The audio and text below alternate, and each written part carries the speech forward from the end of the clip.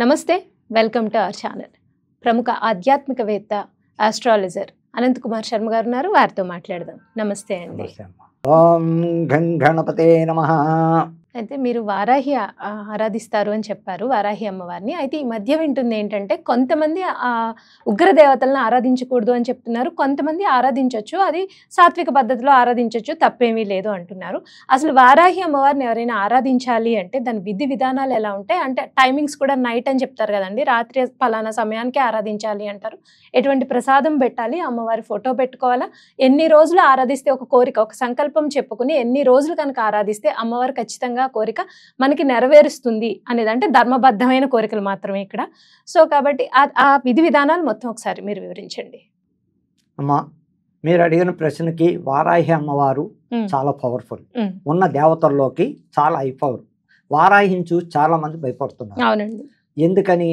వారాహిని పూజించొద్దు, వారాహి ఫోటోలు ఇంటిలో పెట్టుకోవద్దు, చాలా కష్టాలు వస్తాయి తర్వాత. యథార్థం చెప్పాలంటే ఆ అమ్మవారిని కొలిచిన వారికి, ఆ అమ్మవారిని నమ్ముకున్న వారికి, ఆ అమ్మవారిని డైలీ పూజించిన వాళ్ళకి ఎంతో ఐశ్వర్యాన్ని ఇస్తుంది. నమ్ముకున్న అందుకు మనం ఏదైనా మనస్ఫూర్తిగా కోరిక ఇన్ని రోజులను సంకల్పం పెట్టి ఇంట్లో దీపారాధన, ఆవిడ అర్చన ఎలాగయ్యా అంటే, ఈ అమ్మవారిని కొలవడం విధి విధానాలు వేరేగా ఉంటాయి.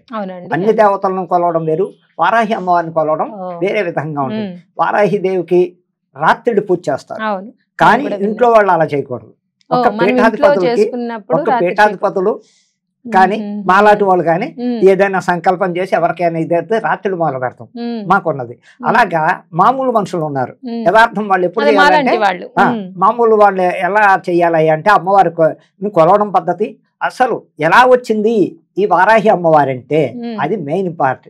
పార్వతీదేవి సాక్షాత్తు వారాహిదేవి. ఎలాగొచ్చింది ఆ పార్వతీదేవి? ఎందుకంటే అలా వచ్చింది, దక్షుడి యజ్ఞానికి కూతురు వెళ్ళింది, అల్లుడిని పిలవలే. ఆ టైంలో ఉగ్ర రూపంలో శివుడు దక్షుడు యజ్ఞం దగ్గరికి వెళ్ళాడు, పిలిచాడు. ఎందుకు? నన్ను పిలవనప్పుడు నువ్వెందుకు వచ్చావని. అక్కడ మామ కొడుకులకి మామల్లుడిద్దరికి భయంకరమైన పోరాటం జరిగింది. ఆ కోపంలో ఈవిడ ఏదంటే ఈ శివుడు ఆగ్రహంతో ఆవిడని వధించాడు. ఆ వధించడంలో ఆవిడ దుష్టశక్తి అవతారాల్లో 10 అవతారాలు ఎత్తింది.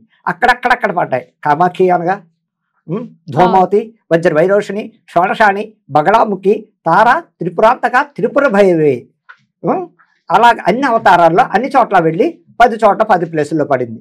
అలాగే అమ్మా, ఆ అవతారంలోంచి వచ్చిన ఆవిడే వారాహి. ఆ వారాహి శక్తిని తలుచుకోవడం వల్ల ఎంతో ప్రయోజనం, ధైర్యం, సాహసం, అనారోగ్యాలు లేకపోవడం, కుటుంబంలో చిక్కులు సమస్యలు ఉంటే దాన్ని చక్కగా పరిష్కరిస్తుందని ఖచ్చితంగా చెప్పడానికి అవకాశాలు ఉన్నాయి. ఇకపోతే పూజా పరిష్కారాలు ఎలాగండి అంటారు. ఇంట్లో తెల్లవారుజామున ఆడవాళ్ళు గురించి, మగవాళ్ళైనా ఆడవాళ్ళైనా తెల్లవారుజామున బ్రహ్మముహూర్తంలో 3:45 నుంచి 5:45 దాకా ఆ మధ్యలో చక్కగా లేచి గప్ప ఇల్లు ఊడ్చుకుని వాకట్లో నీళ్లు చిలకరించి చక్కగా వీళ్ళు స్నానం చేసి ఇంకా దైవమందానికి కావాల్సింది ఏంటంటే ఎర్రని పువ్వులు, గులాబీ పూలు, ఎర్ర పుష్పాలు తోటి, మందార పువ్వు, ఏదైనా ఎరుపు పువ్వులతోటి ఆవిడ దగ్గర పళ్ళు అన్నీ పెట్టుకోవడం, అన్నీ రెడీ చేసుకోవడం. పూజా సామాన్ 6-7 మధ్యలో అయిపోవాలి. ఉదయం 6-7 మధ్యలో ఇంట్లో చేసుకునే వాళ్ళు అంటే అప్పుడు ఫ్రెష్గా ఉంటాం, తినేయకుండా చక్కగా ఏది చేయకుండా. ఆఫ్టర్ ఆ పూజా అనంతరానికి కావాల్సినవి ఏమిటయ్యా అంటే ఈ మాత్రం అరిచేయంత ఫోటో, వారాహి ఫోటో, అంత మించి విగ్రహాలు పెట్టకూడదు. ఏదైనా సరే విగ్రహం అన్నది ఇంట్లో వారాహిని పెట్టకూడదు, అది కరెక్ట్ ఆన్సర్. తట్టుకోవడం కష్టం. ఫోటో మాత్రమే పెట్టుకోవాలి, అది కూడా చిన్న చిత్రపటం, అమ్మవారి చిత్రపటం అరిచేయంత పెట్టుకోవడం. ఆ వారాహి నామాల పుస్తకం ఉంటుంది, ఆ వారాహి నామాలు చదువుకుంటూ 108 నామాలు అక్కడ చక్కగా పువ్వులు అక్షతలు వేస్తూ చక్కగా చేసుకోవడం వల్ల ఆ వారాహి ఎంతో శక్తి, పవర్ఫుల్ శక్తి. ఆవిడ ఇచ్చే వరాలు ఎలాగయ్యా అంటే, ఇవాళ నేను ఇబ్బందుల్లో ఉన్నాను, మా అమ్మాయికి పెళ్ళి అవ్వట్లేదండి, చాలా కష్టాలు, ఎన్ని సంబంధాలు వచ్చినా అసలు దగ్గర దాకా వస్తున్నాయండి, వెళ్ళిపోతున్నాయి. అలాగే నా కొడుకు ఇంత వయసు వచ్చింది, బీటెక్ చేసాడండి, చదువుకున్న జాబులు లేవు, ఎంత ప్రయత్నాలు చేస్తున్నా, మా కుటుంబంలో ఇబ్బందులు వస్తున్నాయి అన్నప్పుడు ఏం చేయాలి అంటే, విడవకుండా 41 రోజు ఇంట్లో, అంటే మధ్యలో 5 రోజులు అడ్డొచ్చిన ఆడవాళ్ళకి ఆ 5 రోజులు బ్రేక్ ఇచ్చి డేట్ కంటిన్యూ చేసేయాలి, కానీ మళ్ళీ మొదటి నుంచి రావక్కర్లేదు. అలా ఆ వారాహి అమ్మవారి వ్రతాన్ని 41 రోజు దీక్షగా నాన్ వెజ్ తినకూడదు, అదే నాన్ వెజ్ తినేవాళ్ళు నాన్ వెజ్ అంటే వాళ్ళు కూడా చేస్తారు. అదే నాన్ వెజ్ తినకుండా చక్కగా నియమనిష్టలు పాటిస్తూ వారాహి దీక్ష అన్నది కింద పడుకోవాలి, చక్కగా కింద పడుకోవాలి, మంచాల మీద పరుపుల మీద పడుకోకూడదు. అలా 21 రోజు కూడా ఉంది ఇందులో. 21 రోజు అంటే శక్తి లేని వాళ్ళు, ఓపిక లేని వాళ్ళు దానికి ఏమిటయ్యా పాదరక్షలు వాడకూడదు. పాదరక్షలు వాడకుండా చక్కగా దీక్ష తీసుకుని ఎర్రని వస్త్రాలు, లేకపోతే కాషాయైనా పర్వాలేదు, ఎరుపు వస్త్రం ధరించడం వల్ల, ఎర్ర చీర కట్టుకోవడం వల్ల, మగవాళ్ళు అయితే ఎర్ర పంచి ఎర్ర కండువా వేసుకోవడం వల్ల ఆ శక్తి ఆ అమ్మవారికి ఎంతో ప్రీతైన ఆవిడని కొలవాలంటే దీక్షలో పాటు చెప్పులు వాడకుండా నేల మీదే పడుకోవాలి, ఒక పూటే భోజనం చేయాలి, రాత్రి పళ్ళు పలహారం, పగలేమో పళ్ళు పలహారాలు తీసుకోవాలి, రాత్రి భోజనం చేయొచ్చు ఉండలేని వాళ్ళు. అలా చేసుకోవడం వల్ల అమ్మని చక్కగా కొలిచి, అమ్మా నువ్వే మాకు దిక్కు, నా కూతురిని ఎన్ని రకాలుగా ఉన్నాను, నా కూతురికి మంచి వరుడు రావాలి, నా కూతురిని మంచిగా చూసిన అల్లుడు దొరికి మా కుటుంబం చల్లగా ఉండాలి, నా కూతురికి నీ దీక్ష ఈ లోపల నాకు నీ లోపల నా ఇంటి సంబంధం రావాలి అని మొక్కుకుని మనస్ఫూర్తిగా నిష్ఠాపత్తులతో అమ్మను ఎప్పుడోతో కొలిచాము తప్పకుండా వరం ఇస్తుంది, ఆ ఇంట్లో తప్పకుండా శుభకార్యం జరుగుతుందని నేను మనసావాచా కర్మణ పక్కా జరుగుతాయని నేను ఛాలెంజ్గా చెప్తున్నా తల్లి. అలాగే ఈవిడే దేశాలంపట మారుమోగిపోతోంది వారాహిదేవి. ఏమా దేశాల్లో మొట్టమొదటిసారిగా ఆంధ్ర రాష్ట్రం, తెలంగాణ రాష్ట్రంలో మొట్టమొదటిసారిగా వారాహిదేవి ఎక్కడయ్యా వచ్చిందంటే మన నాగోల్లో ఆర్కేపురం అని ఉంటుంది. ఆర్కేపురం రోడ్ నెంబర్ 4లో ఆదిపరాశక్తి ప్రత్యంగిరి వారాహి శక్తి అక్కడ ప్రారంభమైంది. ఇది ఈ అమ్మ ఈ ప్రత్యంగిరి వచ్చి 20 ఏళ్ళు అయింది. అక్కడ గుడి ఉందా అండి అమ్మవారి? చాలా పవర్ఫుల్ అమ్మ. ఆ గుడికి వేల మంది వస్తారు తల్లి, వేల మంది వచ్చి రాహుకాలాల్లో కానీ అమావాస్య పుణ్యాలకు కానీ హోమాలు చేయించుకుంటారు. ఎక్కడెక్కడి నుంచో ఆ గుడి ఇసకేస్తే రాలకుండా ఉంటారు జనం. అంత హై పవర్. బోర్ల నుంచి వచ్చే బుక్ చేసుకుని వచ్చి వాళ్ళు వేల మంది వస్తారు అమ్మవారి గుడికి. మినిస్టర్ల దగ్గర నుంచి, సినిమా వాళ్ళ దగ్గర నుంచి తెల్లవారుజామున వచ్చి చేయించుకుని వెళ్ళిపోయే వాళ్ళు కూడా ఎంతో మంది ఉన్నారు. ఆ వారాహి అంటే ఇది ఎప్పటి నుంచి అయ్యా వెలుగులోకి వచ్చింది వారాహి అమ్మవారు అంటే 3 సంవత్సరాల నుంచి పెరిగిపోయిందమ్మ.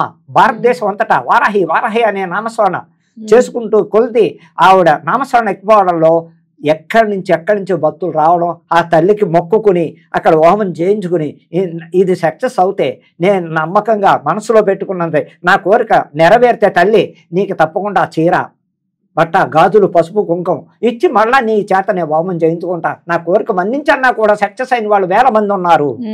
అంతే అంత పవర్ అమ్మా అని చెప్పడానికి ఆస్కారం ఉంది. వారాహిని నమ్ముకున్న వాళ్ళు కానీ ఎవరెవరో ఎన్నో చెప్తున్నారు వారాహి పూజలు చెయ్యకండి, వారాహిని ఇచ్చేయండి, ఆవిడ ఆదిపరాశక్తి ఉగ్రరూపం ఏ అమ్మవారు కాదు అని అడుగుతున్నాను నేను. ఉగ్రరూపం ఏ అమ్మవారు కాదమ్మా, దుర్గాదేవి ఉగ్రరూపం కదా, ఆదిపరాశక్తి కదా, ధూమావతి ఉగ్రరూపం కదా, కాళీమాత ఉగ్రరూపం కదా, చండి చాముండి లలిత పరమేశ్వరి ఉగ్రరూపం కదా. అదే చెప్తున్నాను, అమ్మవార్లు ఏ అమ్మవారైనా, ఏ పార్వతీదేవి శాంత స్వరూపిన, పార్వతీదేవి ఈ సృష్టికర్త. ఈ వేళ ఇంతమంది అమ్మవారిని ఇన్ని నామాలు వచ్చాయంటే పార్వతీదేవి రూపమే ఇన్ని అవతారాలు ఎత్తారు. దశమహావిద్యల్లో తాంత్రికాలు ఇవన్నీ, ఇవి తాంత్రికాలమ్మ ఈ అమ్మవార్లంతా. అటు వేరే ఆ దశావతారాల్లో అటు పక్క దైవ నవరాత్రుల్లో చేసే దశావతారాలు వేరే. ఇది ఇకపోతే జూలై మాసంలో వచ్చే ఆ అమ్మవారికి చాలా పవర్ఫుల్ వారాహికి. అప్పుడు మొదలు పెడతారు అమ్మవారి నవరాత్రులు. ఎంత బాగుంటుంది, ఆషాఢంలో ఎంత పవర్గా చేస్తారమ్మా, చాలా బాగా చేస్తారు. మొత్తం 15 రోజులు. ఈ మధ్య అయితే మరి ప్రాచుర్యంలోకి వచ్చింది కాబట్టి చాలా చక్కగా గుప్త నవరాత్రులు అంటారు దాన్ని. గుప్త నవరాత్రులు, వారాహి గుప్త నవరాత్రులని ఆషాఢ మాసంలో వీళ్ళు ఎలా చేస్తారో తెలంగాణలో ఈ అమ్మవార్లకి వీళ్ళు, అలాగే మన సాంప్రదాయ ప్రకారంగా చూసుకుంటే వారాహి గుప్త నవరాత్రులు అమ్మ ఇంకా ఆవిడ్ని ఆ 15 రోజులు నిష్ఠాభక్తులతో పూజించిన వాళ్ళకి కానీ, ఆ అమ్మని దర్శించిన వాళ్ళకి కానీ, లేదు గుడికి వెళ్ళలేవండి అంత దూరం మాకు ఓపిక లేదు మేము ఇంట్లో చేసుకుంటామంటే నేను చెప్పిన విధంగా ఆవిడకి ఇష్టమైన నివేదన ఏమిటయ్యా అంటే ఫస్ట్ పులిహార. ఏ అమ్మవారికైనా ఫస్ట్ పులిహార పెట్టాలి మనం. పులిహార తర్వాత మన ఇష్టం వచ్చిన రోజు ప్రసాదంగా పులిహార ఫస్ట్ 21 రోజు చేయండి, ఫస్ట్ పులిహార, తర్వాత పూర్ణాలు పెట్టండి, క్షీరాన్నం పెట్టండి, మీ ఇష్టం పళ్ళు కాయలు ఎన్ని రకాలు పెడతారో పెట్టుకోండి. ఒకవేళ ప్రసాదాలు పెట్టలేం బిజీ లైఫ్ లో అనుకున్న వాళ్ళు చక్కగా పళ్ళు పెట్టి కూడా చేసుకోవచ్చు, చక్కగా ఉండొచ్చు. కానీ ఆవిడకి ఏంటంటే ఫస్ట్ పులిహోర బలి అంటాం, బలిదానం అని. పులిహార బలిదానం ఈక్వల్ టు, అందుకే పులిహార ఆవిడకి ఫస్ట్ నివేదన పెట్టి పళ్ళెల్లో అన్ని రకాలు పెట్టి నివేదన. అలా చేసుకున్న వాళ్ళంతా అమ్మ ఎన్నో వేల మంది సక్సెస్ అయ్యారు. ఆ అమ్మని నమ్ముకున్న వాళ్ళకి ఎన్నో కుటుంబాల్లో చక్కగా కాని పనులు అయ్యి వాళ్ళు కుటుంబంలో సంసారం సుఖంగా సంతోషంగా పిల్లలకు పెళ్ళిళ్ళే పిల్లలకు ఉద్యోగాలు వచ్చి హ్యాపీగా ఉన్న కుటుంబాలు ఎన్నో వేల మంది ఉన్నారు. వారాహి అంత పవర్ఫుల్ అని చెప్పడానికి ఆస్కారం ఉంది. అయితే ఇప్పుడు వారాహి అమ్మవారి ఫోటో ప్రతి ఇళ్లలోనూ దేవుడి గదిలో ఎప్పటికీ పెట్టుకోవచ్చు. అంటే ఇప్పుడు కొంతమంది ఆ 41 రోజులు నియమంగా చేస్తారు, తర్వాత అంత నియమనిష్టలు ఫాలో అవ్వకపోవచ్చు, అవ్వక్కర్లే, పర్వాలేదు. రోజు దీపారాధన పెట్టుకుంటారు. దీపం ఎలా దీపారాధన ఆ దేవుడి మందిరంలో చిన్న ఫోటో పెట్టుకోవచ్చు, తప్పులేదు, రోజు ఉండొచ్చు. దానికి ఇంకా డైలీ నియమనిష్టలు ఏం భయపడక్కర్లే, ఎలాగ డోరేసేస్తాం, మనకు సంబంధం లేదు. కొంతమందికి ఓకే అంటే కిచెన్ లోనే చిన్నవి అయితే చిన్న కట్టెన్ డోర్ పెట్టించేసుకోవడమే, చక్కగా ఓ డోర్ పెట్టించుకోవడం అలాంటివి చేసుకోవచ్చు. ఆ అమ్మవారి ఫోటో ఉండడం ఇంట్లో ఉండడం వల్ల భయభ్రాంతులు లేవు. ఈ భయపెడుతున్నారు చాలా మంది, ఆవిడని ఆరాధించద్దు ఆవిడ దగ్గరగా. మరి ఆరాధించద్దు అన్న వాళ్ళే వేల మంది పీఠాధిపతులు సిద్ధాంతులు మరి అమ్మవారిని ఎందుకు కొలుస్తున్నారు? అర్ధరాత్రులు మరి ఎందుకు చేస్తున్నారు అమ్మవారికి? ఈ సిద్ధాంతులంతా అర్ధరాత్రులే కూర్చుంటారు. ఇప్పుడు వేణుస్వామి ఉన్నాడు, వేణుస్వామి వారాహికే చేస్తాడు, నాన్ వెజ్ అరకేజీ తింటాడు పక్కా. వేణుస్వామి వారాహి ఉపాసకుడు, ఆయన వారాహికే యోని పూజలు చేస్తాడు. పైగా అదొకటి దరిద్రం అనద్దు, మహాతల్లి అంటే కామాక్షి యోను రూపేణే. అస్సాం గుజరాత్ అస్సాంలో ఉంటుంది ఆవిడ ఆదిపరాశక్తి. ఆ కాంపౌండ్ వాళ్ళలోనే అస్సాంలో ఉన్న కామాఖ్య అమ్మవారు చాలా అయిపోయారు. ఆ కాంపౌండ్ వల్లనే ఇంతమంది ఉంటారు. ధూమవతి, వజ్ర వైరోషిని, షోడశాని, బగళాముఖి, కాలభైరవ, ధూమవతి, ఇన్ని రకాల భద్రకాళి, కాళి, మహాకాళి, ఇన్ని రకాల తల్లులు అక్కడే ఉంటారు. ఇలా అలాంటి వేణుస్వామి ప్రతి వాడిని కామాఖ్య దేవాలయాన్ని తీసుకెళ్ళి 1,50,000 2 లక్షలు తీసుకుని వాళ్ళ దగ్గర వాళ్ళనే కూర్చోబెట్టి చక్కగా చేయించి అమ్మవారికి ఆయన ఎప్పుడు కూడా నాన్ వెజ్ నివేదన ఇస్తాడు. ధర్మశాస్త్రం ఏంటంటే బ్రాహ్మణ న్యాయంగా నాన్ వెజ్ జోలికి వెళ్ళకూడదు, అమ్మవారికి నివేదన బ్రాహ్మణ రూపేణ రకరకాలు ఇవ్వాలి. కానీ అందుకే పులిహార బలిదానం అన్న, అందుకునమ్మా నిష్ఠాభక్తులు సాత్వికంగా చక్కగా సాత్వికంగా అమ్మవారిని చక్కగా చేసుకోవడం వల్ల ఇంట్లో ఎటువంటి ప్రాబ్లాలు రావు, జరగదు. రకరకాలు చెప్తున్నారు, నమ్మకండి అని నేను ప్రజలకు ఒకటే చెప్తున్నాను. అమ్మ వీళ్ళు చెప్పి నమ్మకండి. అమ్మ అలా అనుకుంటే అందరూ ఉగ్ర రూపాలే.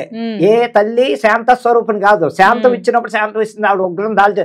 మొన్న విజయవాడ నగరమే మనకు శాస్త్రం 2 నెలల క్రితం విజయవాడ ఉగ్ర రూపం